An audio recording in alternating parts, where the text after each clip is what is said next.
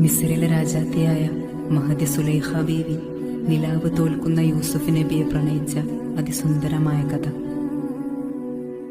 ഇശലിന്റെ രാപ്പകൽ നൃത്തമാടി മയിൽ പോലെ